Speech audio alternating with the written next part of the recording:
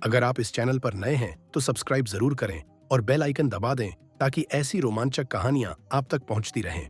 अब कहानी शुरू होती है। संयुक्त राज्य अमेरिका के एक छोटे से तटीय शहर एमिस में एक भयानक सुनामी आने वाली होती है। लहरों की ऊंचाई बढ़ती जाती है और समुद्र की गहराइयों में दरारें उभरने लगती हैं। इन्हीं दरारों से एक रहस्यमयी रोशनी समुद्र की सतह तक पहुंचती है। उसी समय एक कपल लहरों में मस्ती कर रहा होता है। युवक अपनी प्रेमिका को प्रपोज करने की योजना बना रहा होता है, लेकिन तभी अचानक एक अज्ञात शक्ति उसे पानी के भीतर खींच लेती है। उसकी प्रेमिका घबरा जाती है और उसे खोजने की कोशिश करती है, लेकिन कुछ ही पलों में उसका बेजान शरीर पानी की सतह पर तैरता हुआ आ जाता है। वह डर से कांप उठती है, लेकिन इससे पहले कि वह भाग सके, पानी से एक विशालकाय ज़ॉम्बी उभरता है। वह ज़ॉम्बी मृत शरीर को पकड़कर समुद्र की गहराइयों में समा जाता है। उसी समय कुछ दूरी पर मछुआरों का एक समूह अपने दिन का काम खत्म कर रहा होता है। हंटर, जो जल्द ही किसी बड़े शहर में नौकरी खोजने की योजना बना रहा है, अपने दोस्तों से विदाई की बातें करता है, लेकिन जाड़ा और उसके चाचा राय उसे रोकने की कोशिश करते हैं, यह कहकर कि इतनी शांत और खूबसूरत जगह उसे दोबारा नहीं मिलेगी। तभी अचानक कई विस्फोटों की आवाजें गूंज उठती हैं। सभी चौंक कर देखते हैं कि कुछ युवा आतिशबाजी जला रहे हैं, जिससे माहौल में अराजकता फैल जाती है। परेशान होकर मछुआरे अपनी नाव पर लौटने का फैसला करते हैं। जैसे ही समुद्र शांत होता है, वे दोबारा मछली पकड़ने लगते हैं। कुछ देर बाद रे को महसूस होता है कि उसकी मछली पकड़ने की रेखा में कुछ भारी फंस गया है। जब वह उसे ऊपर खींचता है तो यह कोई मछली नहीं बल्कि एक इंसानी शरीर होता है। वे उसे नाव पर खींचकर उसकी मृत्यु का कारण समझने की कोशिश करते हैं। चर्चा के दौरान जाड़ा समुद्र की गहराइयों में कोई चमकती हुई चीज देखती है और कहती है कि हो सकता है यह शरीर वहीं से आया हो। साथ ही उन्होंने देखा कि नाव के चारों ओर का पानी भी रहस्यमयी रूप से चमक रहा था। तभी एक अजीब सा डर उन पर हावी होने लगा। स्थिति के तेजी से खतरनाक होने का एहसास होते ही हंटर ने अधिकारियों को बुलाने का फैसला किया, लेकिन तभी जब वे मछली पकड़ने के उपकरण समेट रहे थे, जाड़ा ने देखा कि शव गायब हो चुका था। इससे पहले कि वह अपनी टीम को चेतावनी दे पाती, एक ज़ॉम्बी अचानक पानी से निकला और उस पर हमला कर दिया। वह उसके गले पर अपने नुकीले दांत गड़ा देता है। जाड़ा की चीख सुनकर बाकी मछुआरे उसकी मदद के लिए दौड़ पड़ते हैं। राय हिम्मत दिखाते हुए उस भयानक प्राणी को जाड़ा से अलग करता है, लेकिन यह स्पष्ट था कि वह इतनी आसानी से हार मानने वाला नहीं था। हंटर ने बहादुरी दिखाते हुए अपने मछली पकड़ने वाले चाकू से ज़ॉम्बी पर कई वार किए, जिससे वह कमजोर पड़ने लगा। इस बीच मछुआरों ने जाड़ा की चोटों की जांच की, लेकिन तभी उन्होंने देखा कि वह अजीब तरह से कांप रही थी। रे ने अपने साथी को बुलाया और फैसला किया कि वे उस रहस्यमयी ज़ॉम्बी शरीर को वापस समुद्र में फेंक देंगे ताकि खतरा टल जाए। हंटर ने तुरंत शहर के दूसरी तरफ मौजूद डॉक्टर केंजी से संपर्क किया। उस समय डॉक्टर केंजी अपने दोस्त और बेटी के साथ एक बार में थी, लेकिन जैसे ही उसे हंटर का फोन आया, वह तुरंत जाड़ा की मदद के लिए निकल पड़ी। घटनास्थल पर पहुंचकर उसने देखा कि जाड़ा की हालत स्थिर थी, लेकिन उसकी चोटें कुछ असामान्य थीं। उसने नर्सों को तुरंत उसे अस्पताल ले जाने के निर्देश दिए ताकि पूरी जांच की जा सके। इसी बीच हंटर ने पुलिस से बात करने का फैसला किया। जैसे ही पुलिस अधिकारी पहुंचे, उन्होंने हंटर और फिशर से पूछा कि समुद्र में उनके साथ क्या हुआ था। हंटर ने उन्हें उस रहस्यमयी रोशनी वाली जगह पर ले जाने की पेशकश की। इस बीच टी और सैम एक बार में पार्टी कर रहे होते हैं, जहां वे एक बैंड को परफॉर्म करते हुए देखते हैं।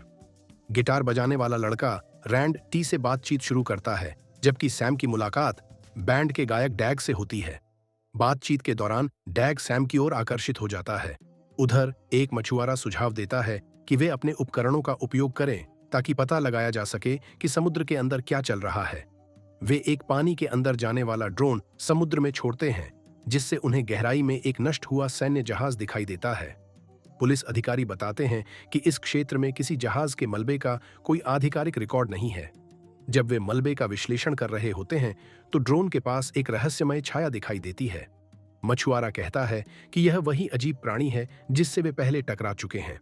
डरा हुआ हंटर कहता है कि ये शायद ज़ॉम्बी हैं, क्योंकि उन पर कई बार हमला होने के बावजूद वे कोई दर्द महसूस नहीं कर रहे थे। तभी वे नोटिस करते हैं कि समुद्र में हलचल बढ़ रही है। कई ज़ॉम्बी मलबे से निकलकर उनकी ओर तेजी से तैर रहे होते हैं। एक व्यक्ति हंटर से तुरंत नाव चालू करने के लिए कहता है, जबकि दूसरा रेडियो पर अपने साथी से संपर्क करता है, उसे निकासी चेतावनी जारी करने और अपनी बेटी को जल्द से जल्द खोजने का आदेश देता है। उसी समय पूरे इलाके में सायरन बजने लगते हैं। जब पुरुष पीछे मुड़कर देखते हैं तो समुद्र में झोंबी की एक विशाल लहर दिखाई देती है जो तेजी से शहर की ओर बढ़ रही होती है। मछुआरे और पुलिस अधिकारी खुद को बचाने के लिए नाव के अंदर चले जाते हैं। कुछ ही क्षणों में तटीय क्षेत्र पूरी तरह नष्ट हो जाता है और कई भयावह प्राणी समुद्र तट पर फैल जाते हैं। कुछ मिनटों बाद जाड़ा होश में आती है, लेकिन झोंबी के काटने से हुए संक्रमण के कारण वह खुद एक समुद्री झोंबी में बदल जाती है। वह अपने चाचा पर हमला करने के लिए तैयार हो जाती है, जिससे वह घबराकर मदद के लिए चिल्लाने लगता है। उसकी चीख सुनकर एक नर्स दौड़कर कमरे में आती है, लेकिन जाड़ा उस पर झपट पड़ती है और सबके सामने उसे खाना शुरू कर देती है। समुद्र तट पर मौजूद नागरिक घायल लोगों की मदद करने की कोशिश करते हैं, लेकिन उन्हें इस बात का अंदाजा नहीं होता कि ये शव असल में झोंबी बन चुके हैं। अचानक झोंबी लोगों पर हमला करना शुरू कर देते हैं, जिससे वहां अफरा तफरी मच जाती है। जैसे जैसे हालात बिगड़ते हैं और भी झोंबी वहां आने लगते हैं। कुछ लोग भीड़ को नियंत्रित करने और ज्यादा से ज्यादा निर्दोषों को बचाने की कोशिश करते हैं। एक व्यक्ति अपनी बंदूक का उपयोग करता है ताकि झोंबी उसके समूह तक न पहुंच सके। हंटर एक क्षतिग्रस्त नाव के पास जाता है और उसके इंजन को चालू कर देता है, जिससे वह एक विशाल ब्लेड की तरह घूमने लगती है। वह इस ब्लेड का इस्तेमाल कर कई झोंबी को काटकर मार डालता है। इसके बाद हंटर और उसका साथी पार्किंग की तरफ बढ़ते हैं। जब वे एक गाड़ी में बैठते हैं तो देखते हैं कि पीछे की सीट पर दो युवा लड़के छिपे हुए हैं, ब्लेन और कोनी। हंटर उन्हें पहचान जाता है और सभी मिलकर अस्पताल की ओर बढ़ते हैं। जब वे जाड़ा के कमरे में पहुंचते हैं तो केंजी देखती है कि उस मंजिल के सभी कर्मचारी गायब हो चुके हैं। जैसे ही वह अंदर जाती है, वह देखती है कि जाड़ा पूरी तरह बदल चुकी है। डर के मारे वह भागने की कोशिश करती है, लेकिन अचानक जाड़ा उसकी ओर झपटती है। राय केंजी को बचाने के लिए उसे खींचकर एक कमरे में ले जाता है और दरवाजा बंद कर देता है।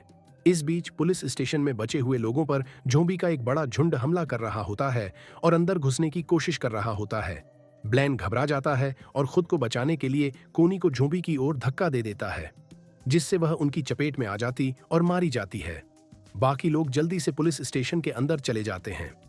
हंटर ब्लेन को उसकी कायरता के लिए डांटता है, लेकिन ब्लेन को कोई पछतावा नहीं होता। वह कहता है कि जिंदा रहने के लिए वह कुछ भी करेगा। तभी अचानक ब्लेन पुलिस कर्मियों में से एक की बंदूक छीन लेता है और सभी को धमकी देते हुए कहता है कि कोई उसके रास्ते में न आए।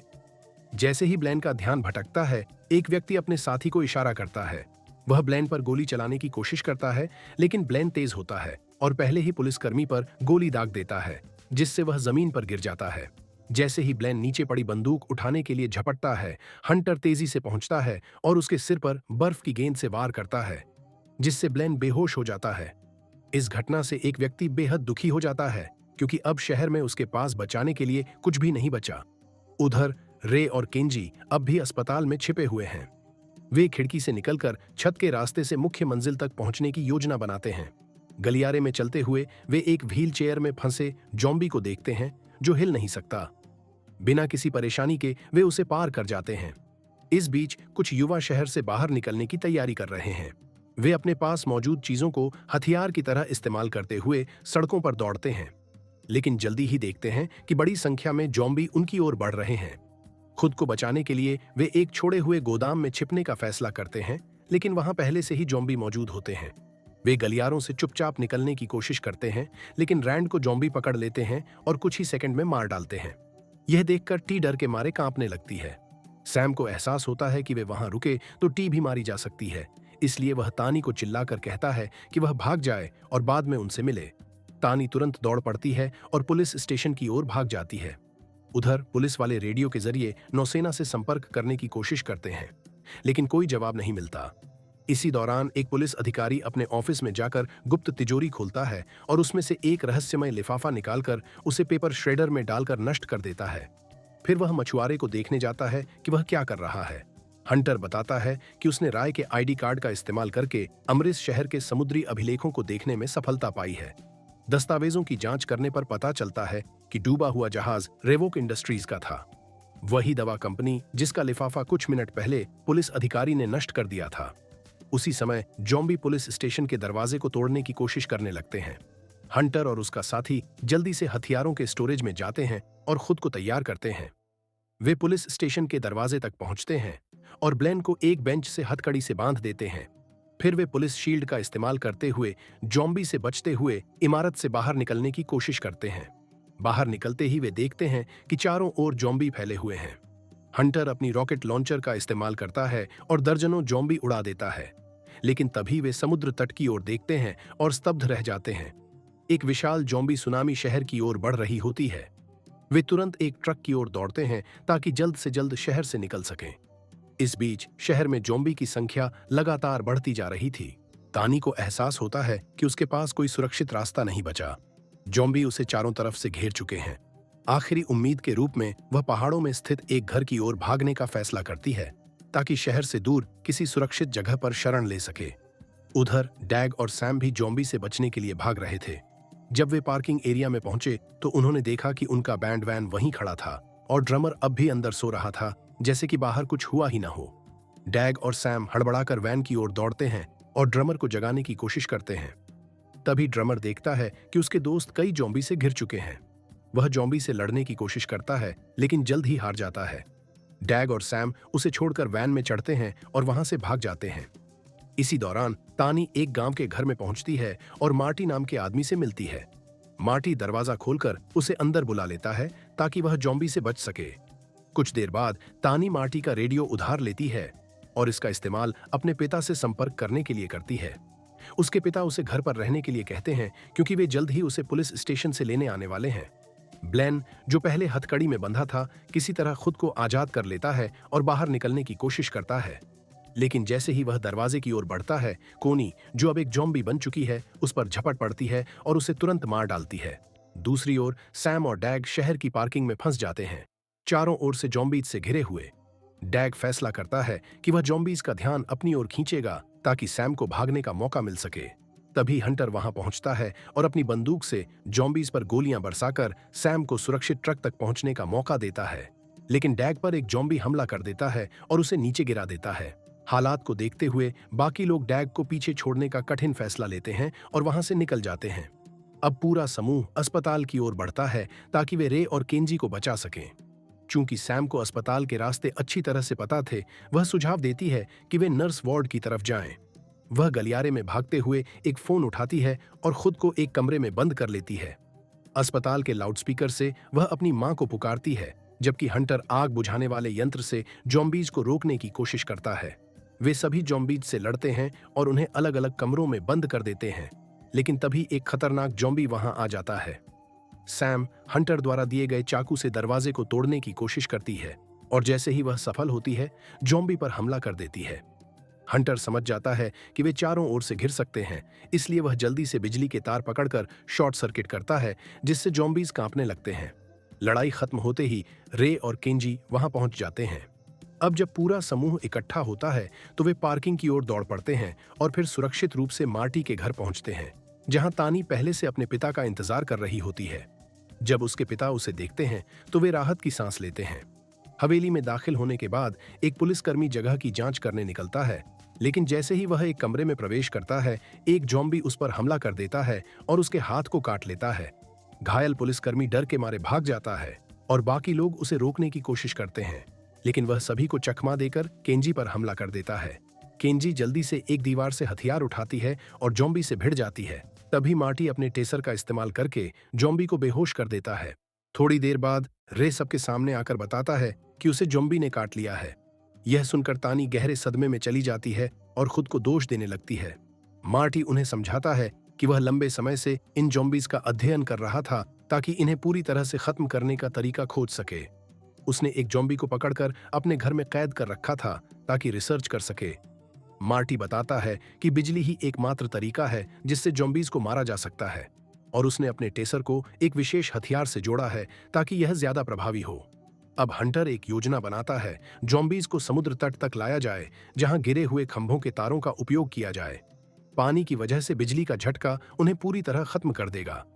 हालांकि पानी के संपर्क में आने से वे खुद भी खतरे में पड़ सकते थे, लेकिन उनके पास एक योजना थी। इसे काम करने के लिए उन्हें नाव को विस्फोट से नष्ट करना था। मार्टी हथियारों का भंडार दिखाते हुए कहता है कि यह कोई समस्या नहीं होगी। हंटर ज़ॉम्बीज से निपटने के लिए बाहर निकलता है, जबकि बाकी लोग समुद्र तट पर जाल तैयार करते हैं। तभी अचानक हंटर का टेसर काम करना बंद कर देता है और वह खतरे में पड़ जाता है। केंजी उसकी मदद के लिए दौड़ पड़ती है, लेकिन हंटर उसे दूर रहने के लिए चिल्लाता है। केंजी फिर भी पीछे नहीं हटती और अपने हथियार से ज़ॉम्बीज़ पर हमला करती है। हंटर अपनी पूरी ताकत लगाकर ज़ॉम्बीज़ को लकड़ी काटने वाली मशीन की तरफ धकेलता है, जिससे वे उसमें गिरकर खत्म होने लगते हैं। धीरे धीरे वे रास्ते को साफ करते हैं और बाकी समूह को आगे बढ़ने का मौका मिलता है। जब लड़ाई खत्म होती है तो सभी बचे हुए लोग हवेली के बाहर इकट्ठा होते हैं, अपने विस्फोटकों से भरे बैग उठाते हैं और समुद्र तट की ओर बढ़ते हैं। रास्ते में समूह थोड़ी राहत के लिए एक छोटी गुफा में रुकता है। यहीं पर एक मछुआरा अपना बैज हंटर की ओर फेंकते हुए कहता है कि अब उसकी बेटी और पूरे समूह की सुरक्षा हंटर के हाथों में है। मछुआरे को एहसास हो जाता है कि उसके पास ज्यादा समय नहीं बचा है, इसलिए वह ज़ॉम्बी आपदा के पीछे का पूरा सच बताने का फैसला करता है। वह बताता है कि 30 साल पहले रिवॉक नाम की एक कंपनी शहर में आई थी और उसने दुनिया की पहली एंटी एजिंग दवा बनाने का दावा किया था। लेकिन असली समस्या यह थी कि इस दवा के प्रभाव को परखने के लिए उन्होंने इसे गुप्त रूप से इंसानों पर टेस्ट करना शुरू कर दिया। इसके लिए उन्हें ऐसी जगह चाहिए थी जहां सरकार उनके रास्ते में न आए। इसलिए कंपनी ने पुलिस और सरकारी नेताओं को रिश्वत देकर अपने खतरनाक प्रयोगों को छुपाया, लेकिन उन्होंने सभी को धोखा दिया। इस दवा के दुष्प्रभाव बेहद खतरनाक थे। जब सरकार को इसका अंदाजा हुआ तो कंपनी ने टेस्ट किए गए लोगों को शहर से हटाने के लिए एक सैन्य जहाज भेजा, लेकिन जहाज समुद्र में डूब गया और अब वही संक्रमित लोग ज़ॉम्बी बनकर वापस आ चुके हैं। यह सुनकर केंजी गुस्से में कहती है कि यह कोई दुर्घटना नहीं थी। वैज्ञानिक एक ज़ॉम्बी सेना बनाने की कोशिश कर रहे थे जो पूरी आबादी को खत्म कर सके। इसी दौरान कुछ ज़ॉम्बी गुफा के पास मंडराने लगते हैं। हंटर तुरंत जीवित बचे लोगों को वहां से भागने का आदेश देता, जबकि खुद ज़ॉम्बी से लड़ने के लिए रुक जाता है। मछुआरा भी उसका साथ देता है और बिजली के झटकों से ज़ॉम्बी को मार गिराता है, लेकिन तभी एक ज़ॉम्बी हंटर पर झपटता है और उसे जमीन पर गिरा देता है। तभी मार्टी अचानक प्रकट होता है और अपने इलेक्ट्रिक चाकू से ज़ॉम्बी को मार गिराता है। लड़ाई खत्म होने के बाद मार्टी अपना चाकू मछुआरे को सौंपता है और वे बाकी समूह के पास लौट आते हैं, लेकिन कोनी अब आगे बढ़ने में असमर्थ हो जाती है। जैसे ही वह गुफा से बाहर निकलती है, वह जमीन पर गिर जाती है। दूसरी ओर तानी अपने पिता को एक विस्फोटक सौंप देती है, जिससे वे ज़ॉम्बी से बच सकें, लेकिन अब पुलिसकर्मी भी ज़ॉम्बी में बदल चुका था। उसकी बेटी तानी द्वारा दिए गए ग्रेनेड की मदद से वह खुद को उड़ा लेता है, जिससे बाकी ज़ॉम्बी गुफा में फंस जाते हैं। अब समूह को अपनी योजना को अंजाम देने का समय आ गया था। मार्टी अपने रिमोट डिवाइस से हवेली में लगे विस्फोटकों को एक्टिवेट करता है, जिससे वहां मौजूद सभी ज़ॉम्बी नष्ट हो जाते हैं। इस बीच हंटर और उसके साथी शहर की ओर लौटने लगते हैं। दूसरी ओर तानी, मार्टी और रे नाव पर रहते हैं और इलाके का निरीक्षण करते हैं। उन्हें पास में एक स्थानीय जनरेटर मिलता है, जिससे उन्हें अपने विस्फोटकों को सक्रिय करने का तरीका मिल जाता है। मछुआरा गिरे हुए तारों को पानी के बड़े पूल में फेंकता है और केंजी और सैम को वहीं रहने का आदेश देता है। फिर वह समुद्र के बीच में ज़ॉम्बी को आकर्षित करने के लिए तेज आवाज वाली मोटरसाइकिल का उपयोग करता है। इसी दौरान मार्टी समुद्र में गोता लगाने की तैयारी करता है, लेकिन जैसे ही वह पानी में कूदता है, उस पर समुद्री ज़ॉम्बी हमला कर देते हैं और उसे नोचने लगते हैं। इसी समय एक ज़ॉम्बी नाव पर चढ़ जाता है और रे को अपने साथी को बचाने से रोक देता है। रे ज़ॉम्बी को मारने में सफल होता है, लेकिन जब तक वह मुड़कर देखता है तब तक मार्टी ज़ॉम्बी का शिकार हो चुका होता है। समूह के पास अब ज्यादा समय नहीं बचा था। रे तानी को पानी के पार भागने का आदेश देता है, जबकि वह खुद नाव पर रहकर ज़ॉम्बी को आकर्षित करता है और विस्फोटक तैयार करता है। इसी बीच हंटर की मोटरसाइकिल फंस जाती है और जब वह निकलने की कोशिश करता है तो मछुआरे का सामना एक विशाल ज़ॉम्बी से हो जाता है। वह ज़ॉम्बी हर हाल में उसे पकड़ने की कोशिश करता है। हंटर उस पर कई वार करता है, लेकिन कुछ भी असर नहीं करता। अब समय बहुत कम बचा था और उन्हें जल्दी ही कोई रास्ता निकालना था। तभी केंजी तेजी से वाहन को तालाब में मोड़ देती है, जिससे ज़ॉम्बी का झुंड उसकी ओर आकर्षित हो जाता है और वे चारों ओर इकट्ठा होने लगते हैं। दूसरी तरफ हंटर पर हमला और भी तेज हो जाता है और अंततः उसे जमीन से उठा लिया जाता है। खुद को छुड़ाने के लिए वह मार्टी के इलेक्ट्रिक चाकू का इस्तेमाल करता है, जिससे विशाल ज़ॉम्बी की एक बांह कटकर गिर जाती है। हंटर तुरंत उस कटे हुए हाथ को डंडे की तरह इस्तेमाल करता है और ज़ॉम्बी पर ताबड़तोड़ हमले करता है। जैसे ही वह कमजोर पड़ता है, हंटर अपना मैक उठाकर एक ही वार में उसके सिर को उड़ा देता है। इस बीच रे विस्फोटकों को समुद्र में फेंककर उन्हें सक्रिय कर देता है, जिससे ज़ॉम्बी करंट लगने से मरने लगते हैं। आधी योजना पूरी होने के बाद हंटर को रे का एक महत्वपूर्ण संदेश मिलता है। अब उन राक्षसों को हमेशा के लिए खत्म करने का समय आ गया था। अपने सभी साथियों को बचाने के लिए हंटर पूरी तरह तैयार हो जाता है। लेकिन तभी रे खुद आगे बढ़ता है और नाव को पूरी तरह नष्ट कर देता है ताकि कोई झोंपी वहां से भाग न सके। अपने सबसे अच्छे दोस्त के बलिदान से दुखी होने के बावजूद हंटर मजबूती बनाए रखता है, लेकिन तभी समुद्र में एक विशाल सुनामी उठती है और हंटर को तुरंत वहां से भागना पड़ता है। भागते हुए हंटर का सामना ब्लेन से होता है, जो उसे रोकने की कोशिश करता है। बिना समय गंवाए मछुआरा अपने चाकू से उस पर हमला कर देता है, लेकिन तभी तीसरी सुनामी का प्रभाव इतना शक्तिशाली होता है कि हंटर को तेज बिजली का झटका महसूस होता है, जिससे उसका सिर बुरी तरह झनझना उठता है। कुछ देर बाद हंटर केंजी और सैम से मिलता है। वे मिलकर तानी को पानी से बाहर निकालते हैं और फिर महासागर की ओर बढ़ते हैं, जहां उनका अगला संघर्ष उनका इंतजार कर रहा होता है। कहानी यहीं समाप्त होती है, लेकिन क्या यह वास्तव में अंत है या कोई नया खतरा उनका इंतजार कर रहा है? यह जानने के लिए हमें आगे की कहानी का इंतजार करना होगा। तो दोस्तों, आपको यह कहानी कैसी लगी? हमें कमेंट में अपनी राय जरूर बताएं और यह भी बताएं कि अगली कहानी किस फिल्म पर सुनना पसंद करेंगे। धन्यवाद।